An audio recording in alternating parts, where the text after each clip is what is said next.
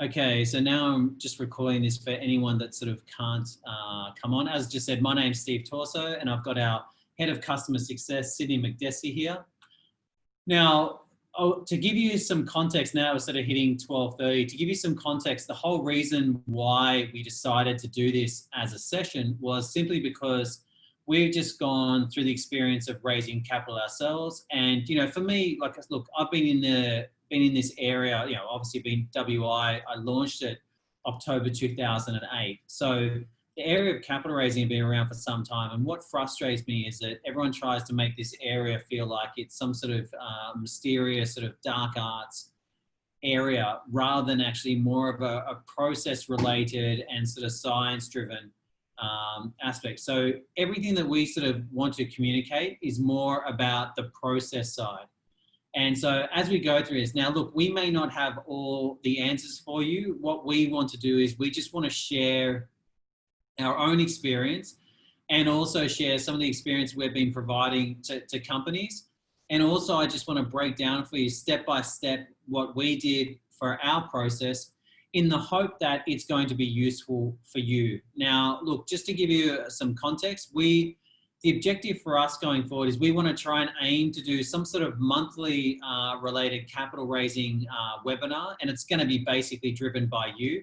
So if there's certain topics that you want to cover as part of this, you just simply need to let us know about those topics, and then we'll look to sort of cover it. The other thing that we're going to look to do for our clients is that effectively not only we do a monthly webinar around the area of raising capital, but we're also going to be bringing on experts around the area of sales, marketing, you know, effectively talent, legal aspects and so forth. Because look, basically you guys have to deal with this stuff every single day of the week.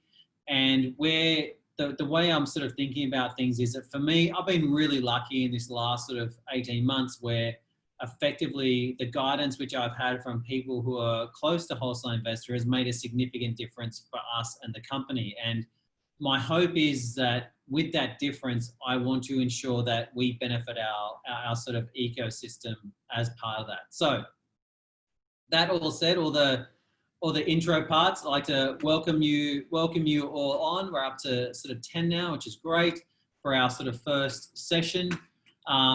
Also good to see some sort of long-term clients that are participating and some new clients participating.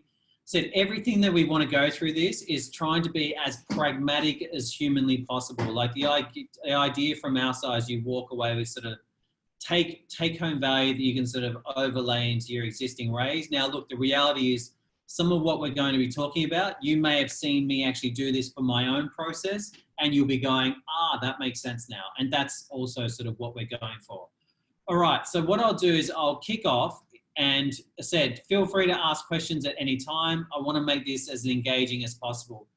Now, look, some of you may have seen this slide before. So the reason why we're actually kicking off with this slide is because it makes sense to the whole context of the entire sort of presentation, in that when you understand the psychological aspects of investors, effectively what you've got to do is you've got to work to that process, right? Because otherwise there's no point trying to fight it. They are going to do what they are going to do. Now, the challenge I have is that often companies are trying to do things their own way. Like, to me, when we thought about this whole process, we were just trying to make it as simple for investors as possible that were interested to basically make themselves interested, to get the information that they were looking to access, but then also to make it as easy as possible for them to become a shareholder. Now, the cool thing for me is that in my crisp deal room, out of the top 13 people in my room, 12 are now shareholders. So what that means from our side is that we had this thesis that there was a correlation between engagement, right? Engagement with a deal room and the actual translation into an investor. And we've now proven that as part of it. And I've sort of done that for myself for the last sort of 15 months. All right, so the investor psychology. So the first part is, I think it's really important to understand that no matter what investor you're speaking to, the first thing that they're actually looking for is all the reasons to not invest. It's really, really important to understand, because they said there's 4 different ways that they can actually lose, right? The most one that most people think about is related to money. right? But the truth is money is only the first thing that they're concerned about. So it's firstly, it's money. Second one, it's time, right? Thirdly, it's basically the opportunity itself. And then fourthly, it could be potential embarrassment, right? So they could be embarrassed, or they could be profiled as part of which people have seen. So they're the four potential areas of loss that an investor is thinking about when they actually invest into your company. The next one that I'll highlight is that they don't want to be the first one in, and they also don't want to miss out. Now that's really important for you to understand, because if you're sort of working towards getting that first investor, you may have a slightly different strategy to what I'm going to be going through. If you've already had investors into your business, what I want to help you do is I want to help you leverage off that as part of this process. Next one is bandwagon effect. Once you actually start to get some momentum with your capital raise, what you're ideally wanting is you're wanting other people to see that, look, you basically want to show that, okay, look, I've got these people already coming into my capital raise. It's also okay for you to do as well. It's said, we all know the power of social proof when it comes to everything in life, right? It's the reason why, if you think about sort of social media advertising, a lot of it's used the sort of brand ambassadors, or the or sort of people that have got their own sort of social media following. That's why they're getting paid to advertise. It's like, how can you're basically saying other people like you have also invested into me, etc. Therefore, it's okay for you to do it. So bandwagon effect's important. And then you want to move towards fear of missing out, right? Because obviously from the investor side, these are the sort of different stages that they're going through. And the next, basically they're looking for a 5 to 10x uplift. I think that's important to understand, because effectively in your communications, that's what you're trying to show them that they can achieve with your opportunity. Now, if you can't show that, then you need to reassess certain things, right? You need to reassess, basically, is there going to be a potential exit on the horizon that has an uplift? Because that's what they're going to be looking for. So these two things are these sort of priority from their perspective. They're either looking for a 5 to 10x uplift, or they're looking for, 5 to 10x return, or they're looking for a pending uplift or exit going into the capital raise. Okay, so with that as a start, so I hope that gives you some context as to how this sort of strategy sort of come about. So the first step that we actually did, right, and this is what everyone sort of needs to do, and is basically the build and the aggregating of interest. So if you think about the business that you're raising money for, or if you think about, sort of could have been companies you've even raised for in the past, even before coming to WI, a lot of you already had networks of people that you would have presented opportunities to. So what you're looking to do is you are looking to aggregate that network. And that's super important, because when you're aggregating it, what you're doing is you're putting together a list of potential people that you are going to be communicating this entire process through. Now, the time that you may give yourself to run through this process could be a good sort of 2 to 3 month window. Some of you may want to start out earlier and start seeding out the conversations. This specific topic that we're going through today is really, I'm talking about, this is what you're doing in your sort of final 6 to 8 weeks of your capital raise, right? Because you could have been building interest, building momentum, building that aggregate, the interest, right? And then now you're going into capital raising mode. So let's assume that right now, what you've done is you've gone back into your files, you've pulled together every single person that's registered interest in your capital raise previously. And also, and also you may have gone to other board members that have highlighted people that may be interested in your capital raise, or you may have had conversations with them. Let's assume you've brought all those people together. So the first thing that we did, right, was we made an initial announcement to prospective investors. Now I'll let Sid sort of talk about the announcement that we made, just so he can sort of give you some additional perspective as to what we're actually covering. So I think going back to what Steve said, in terms of the importance of an announcement in general, is the fact that you're giving yourself another reason to reach out to these investors. And I think before we spoke, before making this slideshow, we spoke about how it doesn't matter what interest level they had previously. Yes. We want this going out to all investors. Yeah, correct. Even like you're sending these out to even people that you haven't spoken to. Exactly. Sorry, that have said no to you.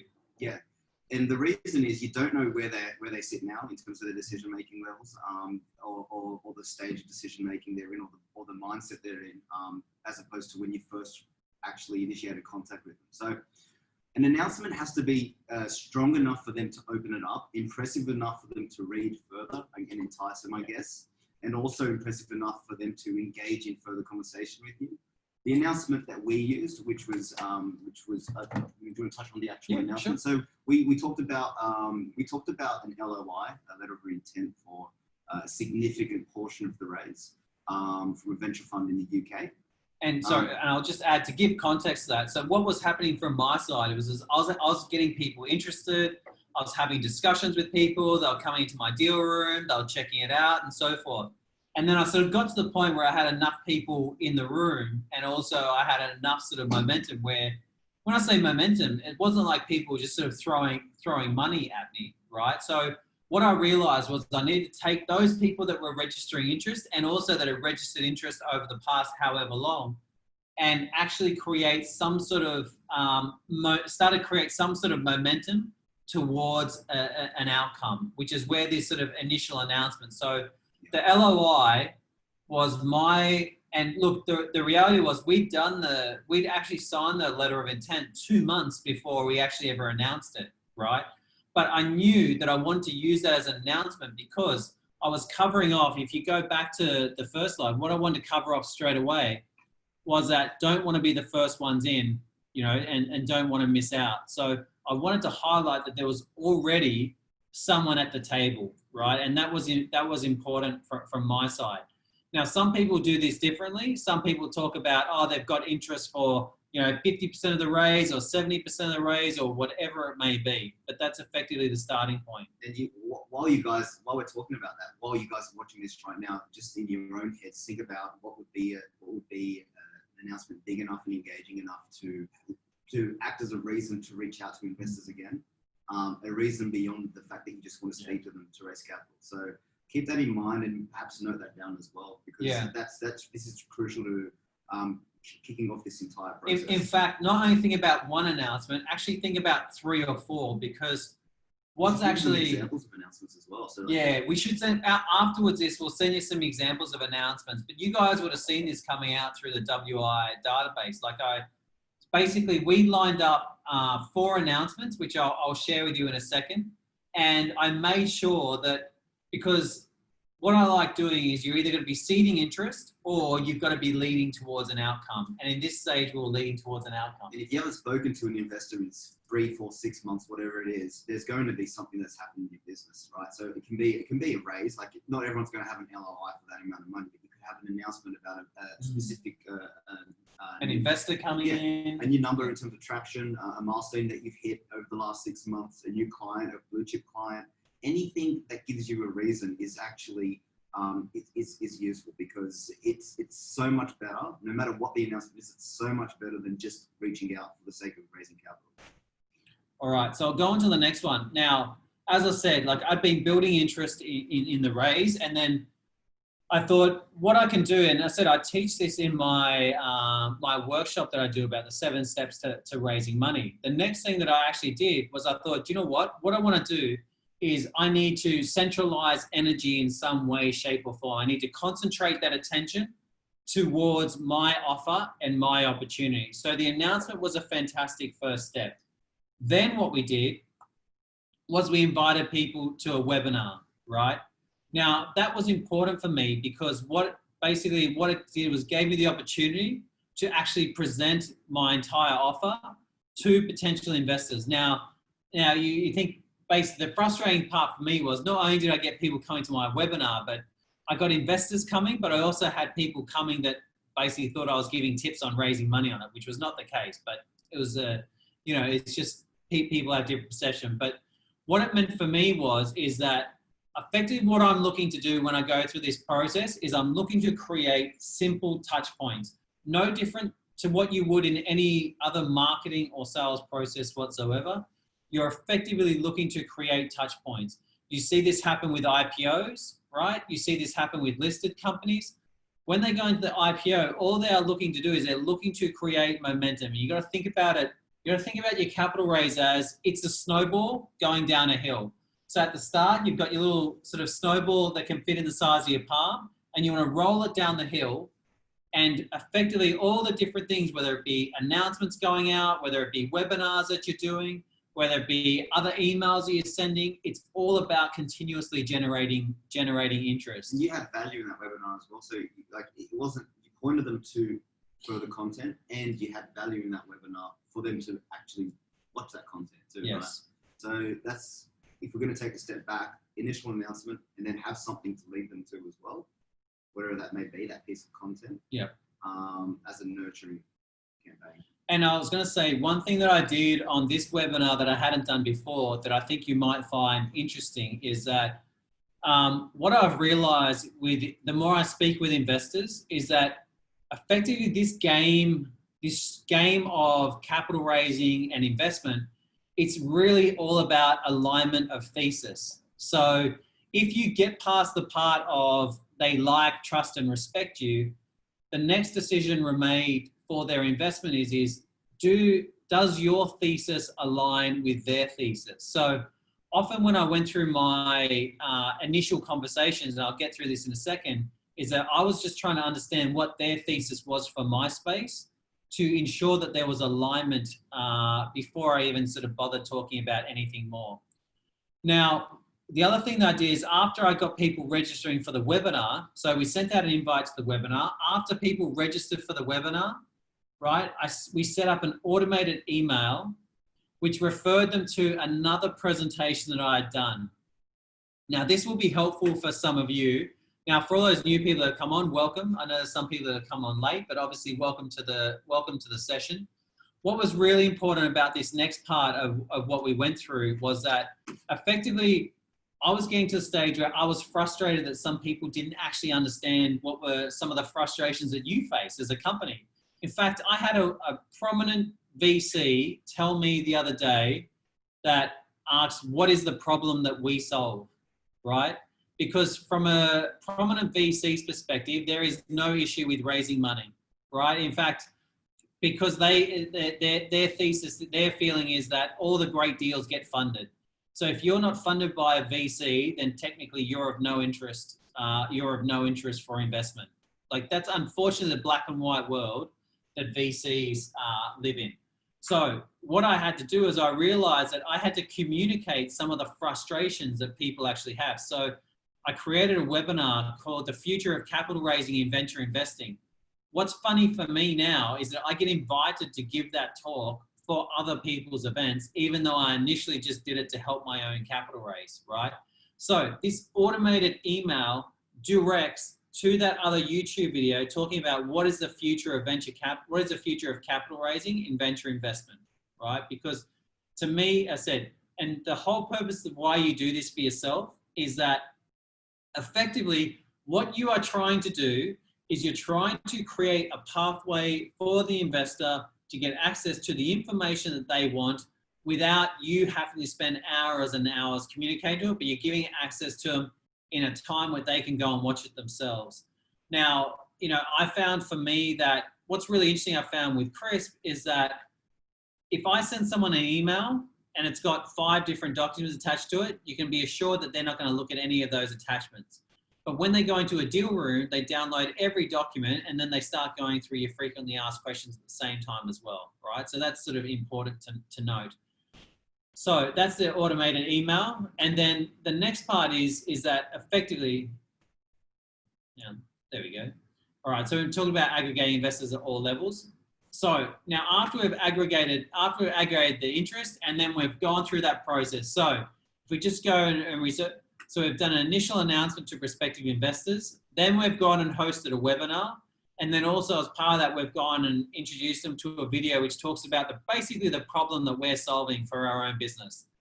The next part, right, and this has got it pretty much all sort of written down, is that basically when at some point a phone call has got to be made, right? So I used to make the mistake of thinking that when an investor is interested, they will just basically come on board. Now that does happen, right? But if you are reliant on just that, you are literally knocking out 80% of the potential capital that you will raise, right? So proactive outreach. Now, you might be thinking that an email is enough.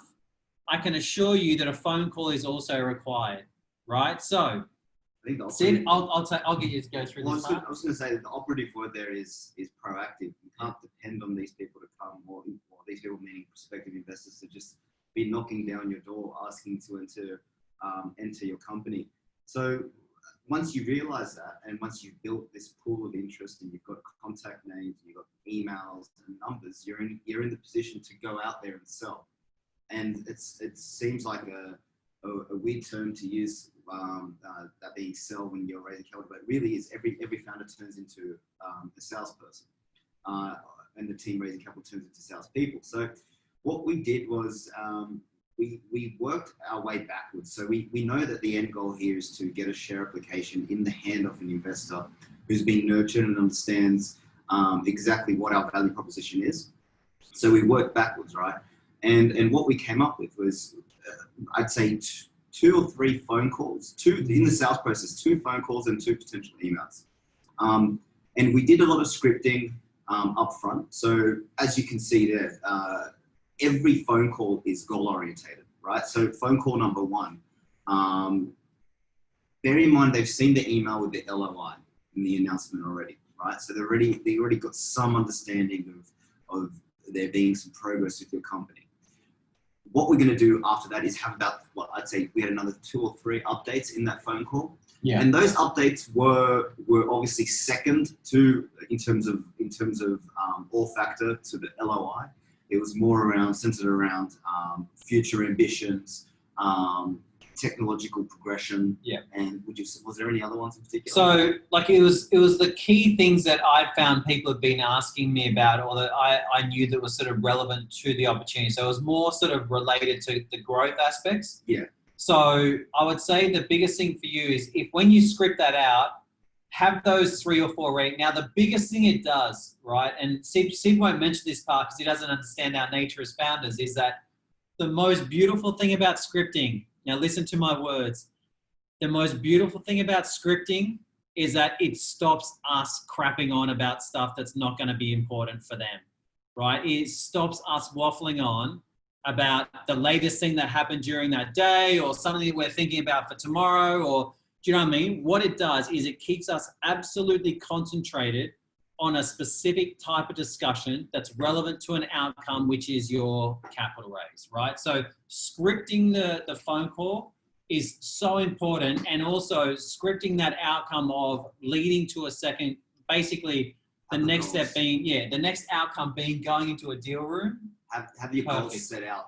Have each phone call be goal orientated so that you don't go off track, because if you end up having this large, this long conversation, and it leads to nothing except maybe, they have a bit more of an understanding of your business, and they like you as a person, it's not going to get them, it's not going to push them to that next level in the relationship. So orientate each call around a goal, or goals. And in this case, the 3 goals are very simple. Update them on the business, so impress them, entice them.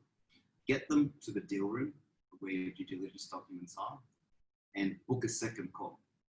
And don't think that you can have the first phone call, have them go to the deal room, then you'll reach out to them again and organize a second call. You may as well do it on that call, or if you don't want to, you'll be up against a much more difficult task to get them onto the phone again, because these people are obviously very busy. They have a lot of people ringing their phones, and they've got a lot of opportunities coming their way. So have those 3 goals in place. Follow that up with an email, which basically consolidates that call, which is a link to the deal room, which is simple enough. Maybe a summation of the call as well, so what you spoke about, and obviously a calendar invite associated with the second call, just to lock it in their calendar to show you that you're serious about that. Would you add anything to that email? Or? No, I think that's the main part is the deal room link, because you want them to go into the deal room. And obviously the reason for you want them to go into the deal room is then you also want to have sort of visibility over what they're downloading and what they're looking at prior to your second call. Because when you do your second call, right, you got the outcome is answering the DD questions. What I found really helpful for me is in my script, basically what I do to start off is I say, obviously, hi and welcome, all that sort of stuff. Say, now, just to let you know, the agenda for today's call is that first, basically, I want to go through any questions that you may have. Secondly, I'd like to ask you some questions from myself, just to understand more about you. For me, the other way, I actually did the other way. I asked questions about them first, and then I went through their DD questions, right? Now, the important thing of that for me was, once again, the asking of questions for the investor is I wanted to understand what their experience was with in my area. So my first question was typically, so have you invested into private companies beforehand, right? Now, the reason I wanted to understand that, because if I was going to be their first investment, I didn't want that. That's just me personally. You may be different. That was just me, right? Secondly, I wanted to understand, okay, have you invested into any marketplace or fintech businesses beforehand, right? And also, have they invested into private companies beforehand? Because if I can understand this, then that becomes really helpful to me to know that they've already been involved in these types of opportunities. And then if they said yes to that, then I would ask the question of, okay, so, what's your thesis for this area? Or what's your thoughts about the potential opportunity for the space that we're in? And then that way they would tell me what their thoughts were. And that was important for me because I wanted to make sure that there was alignment between myself and also the investor. If you do, even in the first call, if you do manage to book the second call, you've already got them to a level of interest. So you can use that little time period between, okay, thank you, we'll book in a call for that time, just so I can make sure that next call is relevant. And then you can list out your discovery questions to put you in the forefront. We had a process whereby people were booking in the calls, and then Steve would take on the next call. So we could actually do a lot of discovery in the first call, and then give Steve some information that would put him on the front foot for calls at a second stage, right? So there's a lot you can discover in that first call that you can use as material on the second call. But as Steve mentioned, the second call has the goals as well there. To answer their questions, their due diligence questions after they've seen the deal room, reiterate the investment highlights. Oh, that's such a good point. Yeah. Sorry, really great point. If you go through your PowerPoint slide by slide, you're effectively just putting a gun to your head and pulling the trigger on blowing a potential investor. That is literally the last thing you want to do, because you must assume that they've already got, well, you can see it in the stats, that they've already gone through it. When you do your actual presentation, keep in mind the key things that investors want to understand is, what are the top 3 ways that you are going to grow the business? That's really what you've got to communicate to in that conversation, right? So it got explained really eloquently to me, to someone that I sort of trust and respect in the cap raising area. He said, you need to communicate the areas of growth. You need to communicate the pathway to a potential exit and a sort of guidance on the sort of what you're thinking from a time frame perspective. And from my case, shareholder benefits. So in my area, shareholder benefits was really relevant. It may not be as relevant to you, or it may be, especially at the moment. Right now, investors are typically more and more strategic. So shareholder benefits become more relevant. In fact, I had one investor, and bless him, right? I love working with him. He goes, I want to know how I can get an unfair advantage. I go, that's really nice that you say it like that, because everyone else classifies that as shareholder benefits. And that's it. So have those highlights ready at the ready, and those highlights fall under those categories that Steve just mentioned. And then outline the next steps. You got to keep directing these calls and directing these prospective investors on a specific path to investment. And that can be as simple as showing them the share application or showing them where that share application is available. And then once that call has finished, Steve also, we talked about facilitating interest. We can talk about that later on. But an email basically with a link to the share application and the summary of the call. And that can at that point, it's a matter of the investor executing.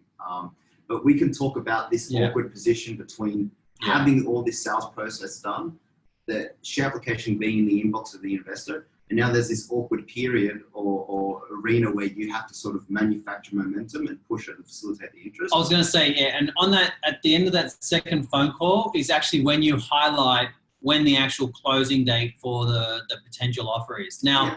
Does anyone have any questions at this stage? We've talked a lot. We're hoping this would be fairly engaging, fairly interactive. So if you've got any questions, I'm just going to allow a few seconds now for you to go through and ask those questions.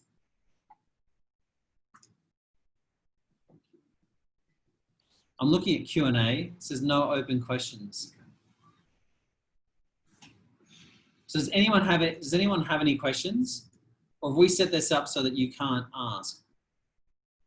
And that would have been done accidentally, by the way, if we did that. Oh, there we go. Nothing at the moment. Thanks, Robin, letting us know that letting us know that she can ask a question. Okay, just I'll give you 20 more seconds if someone wants to ask a question at this stage. They can ask as we go along as well. Yeah, so just feel free. Like, we want to make this as free flowing as possible. I know me and Sid are both talkative in real life, but we want to cover anything, and there's no dumb questions, right? Because I have to be honest, for myself, I didn't realize we had to actually pick up the phone and call people, right? But if we didn't do that, we wouldn't have raised at least 80% of the money that we ended up doing it, right? Picking up the phone makes a massive difference. And I think just before we go to the next slide as well, just reiterating that the reason for this proactive outreach, part of the capital raising process, is so important, is because we are building them all up to a level of may be interested. And now we're going to go into how you build momentum, which is the real science behind it. And a lot of people don't know how to do that because they get to this exciting stage of the conversation and then it drops off. The investors go cold. So we'll talk about that in the next slide. Now, good news is we have some questions. All right. So the first question is, can you mention the investment highlights to touch on in a call again? So absolutely. So typically in the first call, you touch on, what I touch on is the highlights, the most recent highlights that I think are important. And actually in the second call, what I would do is, in those investment highlights, I would cover off what you think is unique about you, right? Don't spend 10 minutes going through every single part, because you've got to understand, like, it's highly probable that they're already relevant to you. The hardest part in this process, and I've actually said this to someone who's on the call already, it's basically dealing with our own egos, right? So what's really hard for me is I've got 11, 12-year history of WI. Everything that I've done with WI to date got summarized into 2 lines, right? Do you know how hard that is for me to do? To think about everything that I've done for so long got summarized into 2 lines. And those 2 lines for me, that basically was that we established a 3-sided marketplace, and that we effectively had already established established upsells and cross sells for our offer, right? So yes, you want to spend as much time going through those, but I said I would be as brief as possible, understanding that what they want to talk about is the future. But also, I'll say to you again, Brett, part of the process that we set up going into this is that a lot of this gets covered in your pre-existing presentations and in your documents and so forth. All right. So I hope that's helpful. All right. So I'm just going to minimize this, but I'll keep a lookout for any questions. So please feel free to ask at any time. All right, Sid. So look, like I just said, we're now at the period where you've got them at this heightened level of interest, and there's a potential here for them to just drop off and go cold. And you guys would have all experienced that before. Mm-hmm. So what we do as a way to basically build momentum and speed things up, because after explaining the value proposition of your business, the highlights, the updates, you still need something to get them across the line and to speed their mode of thinking. Sorry, and also not only you need to speed up, but you got to understand that the way the investment space works, the way that investors are naturally conditioned, is they are conditioned towards deadlines, right? They're conditioned towards being given deadlines by brokers. They're conditioned towards deadlines for IPO offerings. They're very much conditioned towards deadlines because that is the thing that forces people to move. Okay, now I've got a question from Rod. I don't understand how to put a deadline on the raise when the investors know I have to continue after the official close if I haven't raised enough. Great question, Rod. This is the dance that all of us founders have to do. right? So this is where, like I said, I was at the stage where I knew I had significant interest, right? But I knew that unless I put a deadline, none of that was actually going to convert, right? So what I did was I created the deadline and I had an explanation for the deadline. So Rod, the answer to your question is that yes, you are going to have to raise after that deadline.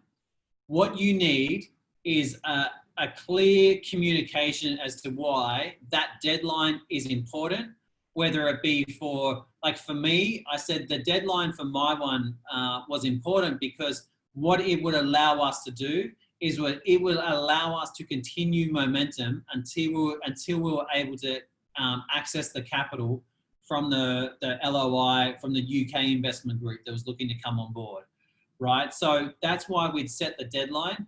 Also, the other part is no one wants to really see everyone raising for 12 months, right? It's just you have to put a line in the sand and then do everything possible.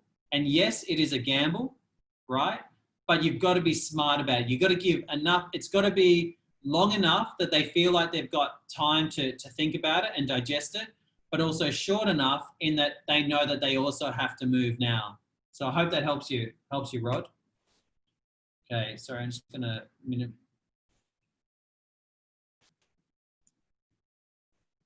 Okay, go for it, Sid. So this email,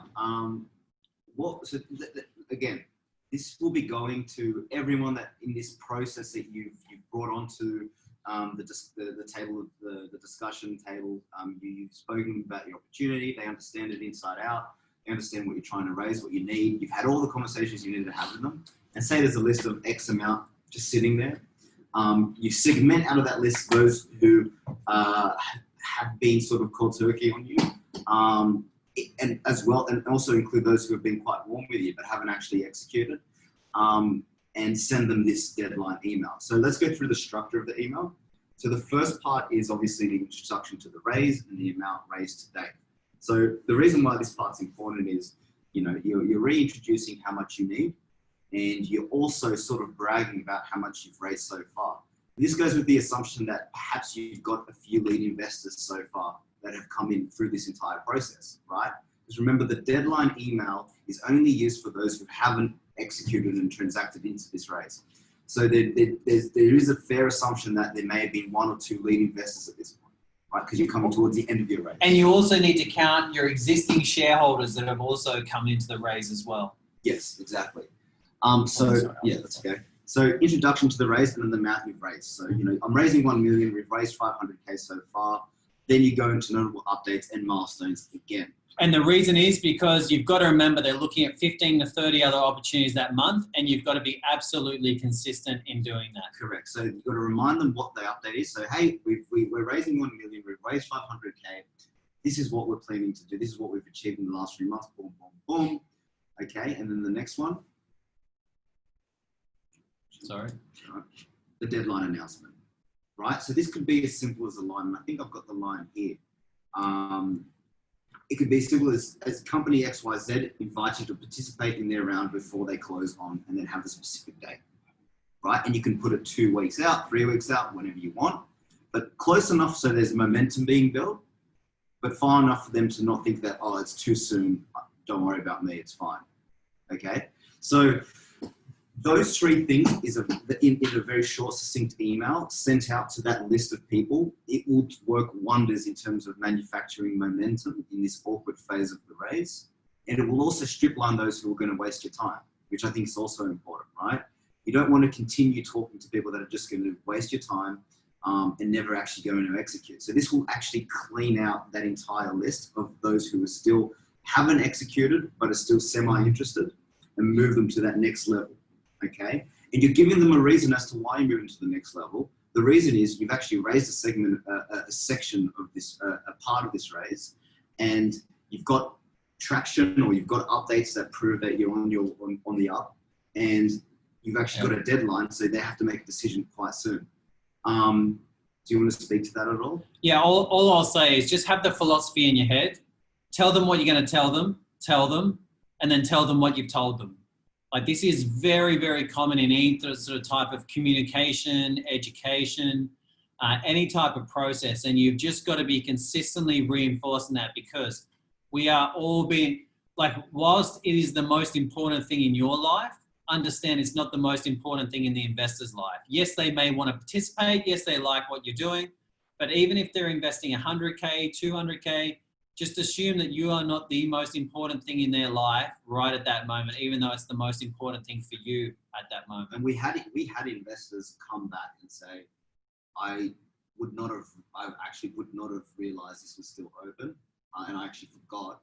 And that email brought me back to the conversation. That did happen. So it's, the more you're in their inbound, this is it. The more you're in front of them, the higher the chance that they're going to respond. It's touch points. Touch points. Yeah. But also have valuable touch points. Don't just touch point for no reason. You know, hey, I'm still raising, give me money. Hey, this is what we've raised today. I'm just giving you an update. We've raised this much, so much since we announced it. You've been a part of the journey, whatever. Here's the achievements. Here's a deadline. We just want to let you know this is purely informative, right? And you're under the guise of being purely informative, and that's strong enough for them to open that email and enticing enough for them to read. And it will click with the right people who are genuinely interested in your opportunity. So Rod's asked a question: do you recommend offering a discount on the VAL if they invested by a date? I have limited the discount to 10% of the raise. Rod, that was not an opportunity for me, is because basically whatever valuation that I do, I had to get it signed off at a board level. So being able to do that was not practical or pragmatic. Have you seen this work in your own experience with raises?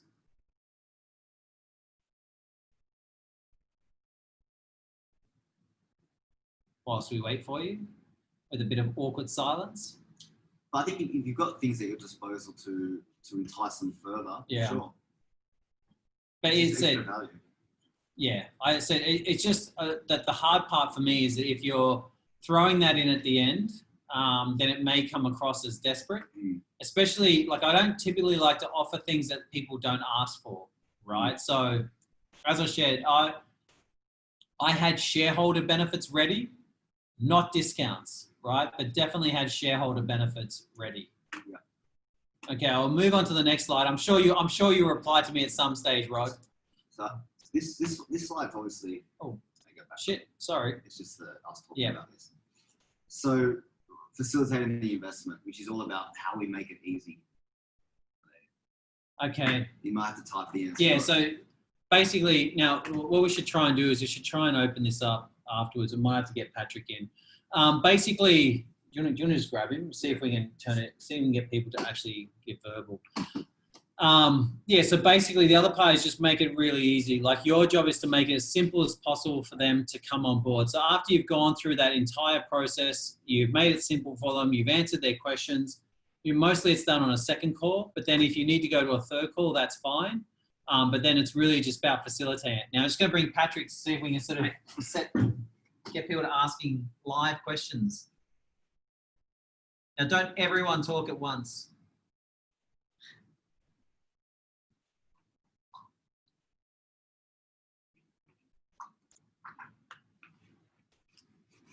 Sorry, just give me a couple of minutes to find where that mouse went. There it is. There we go. Cool.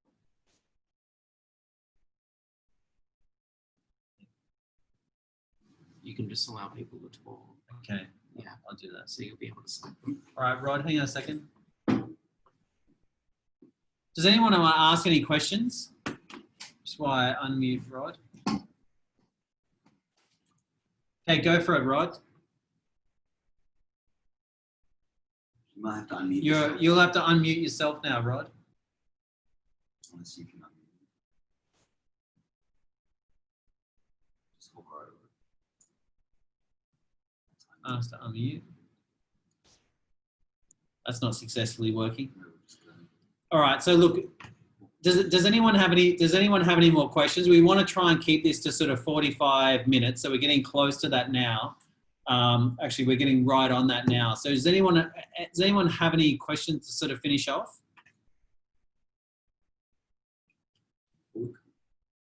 No, thanks. Can you hear me?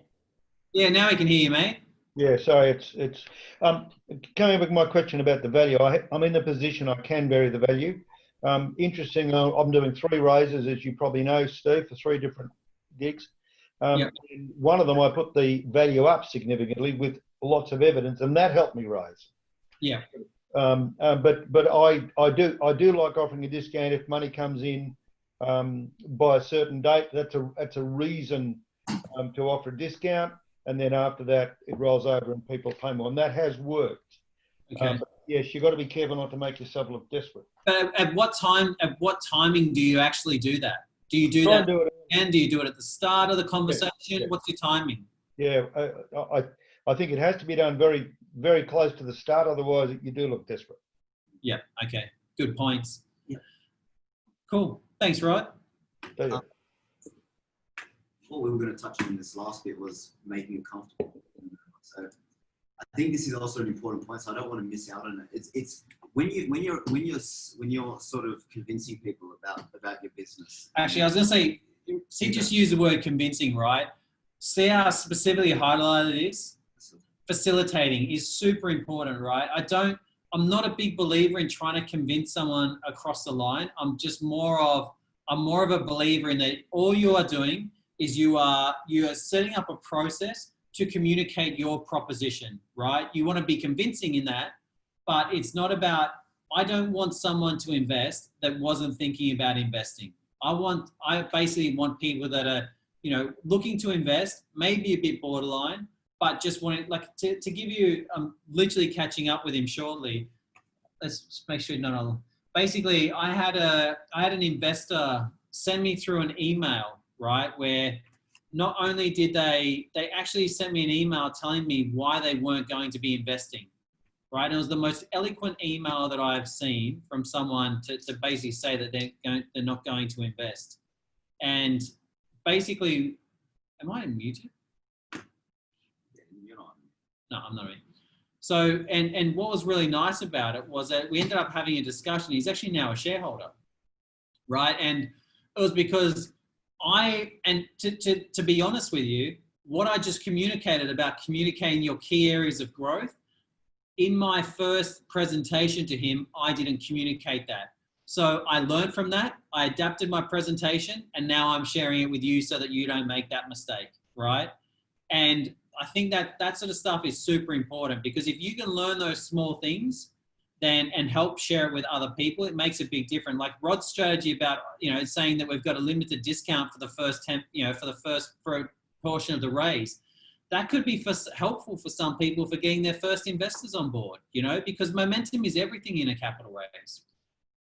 Right. Any other questions before we finish? And thanks, Robin, for the feedback. Really appreciate it.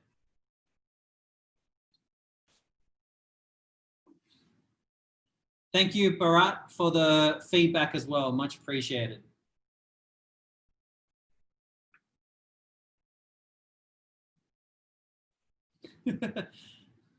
So Brett's just wrote, thanks, Brett. Brett's just wrote workshops on pitch materials, pitch meeting, so basically, thanks for that. So basically they're the sort of things that we're thinking about for our sort of upcoming raises. So for clients of WI, we'll basically be looking to do that as part of our process. Thanks, Dennis. Thanks for your message. Much appreciated also. Thanks, Brett. All right, guys. Well, let's finish it today. I said we just want to make it as simple as possible. In the next ones, like I said, I want people to communicate with us as much.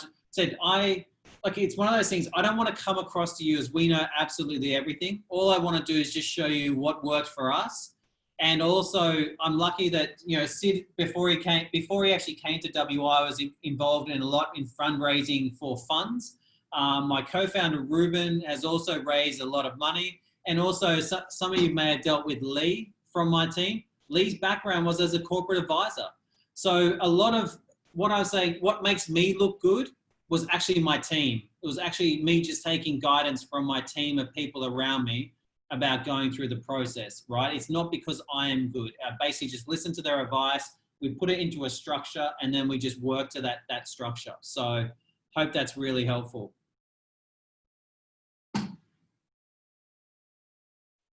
Thanks, Rod. Appreciate that feedback. Thank you so much, Jason. All right, guys. Once again, really appreciate you joining us. We know it's only short. We know it's last minute. And once again, apologies for last week. That was absolutely my fault. I burnt myself out towards the end of last week, so I needed to take a week off so I could sort of re-energize. So again, apologies that we had to change to this week. Thank you all again. Much appreciate you joining, and look forward to hosting more sessions in the future.